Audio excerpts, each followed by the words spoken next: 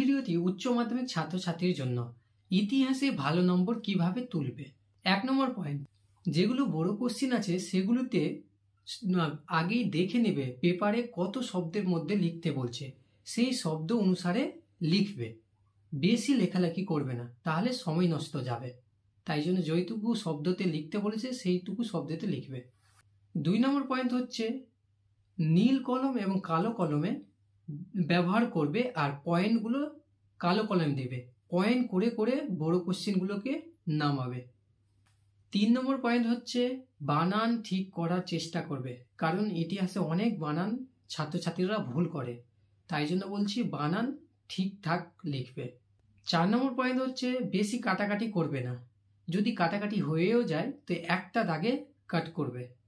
5 নম্বর point হচ্ছে কোশ্চেনগুলোকে আগে পড়বে, ভালোভাবে বুঝবে কি বলতে চেয়েছে, তারপর অ্যান্সার করবে।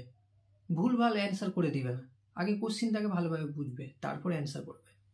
6 নম্বর টিপস হচ্ছে এখন 2-3 দিন সময় আছে, তাই জন্য বলছি ভালোভাবে যেগুলো আগে পড়েছো, টিউশনে স্যার পড়িয়েছে বা স্কুলের স্যার ম্যামরা পড়িয়েছে সেগুলোকে ভালোভাবে রিভাইজ করো, নয়তো বন্ধুদের আশায় যাবে না। ঠিক আছে, অনেক ছাত্রছাত্রী আছে কি বন্ধুরা এমসিকিউ বলে দেবে, এভাবে বলে দেবে, পরীক্ষায় কেউ বলে দেবে না, নিজেকে করতে হবে। ঠিক আছে, তাই জন্য বলছি এখন 3-4 দিন সময় আছে, এমসিকিউগুলোকে ভালো করে দেখো আর এসিকিউগুলোও দেখো, আর বড় কোশ্চেনগুলো ইম্পর্টেন্ট কোশ্চেন যেগুলো আছে সেগুলোকে দেখো।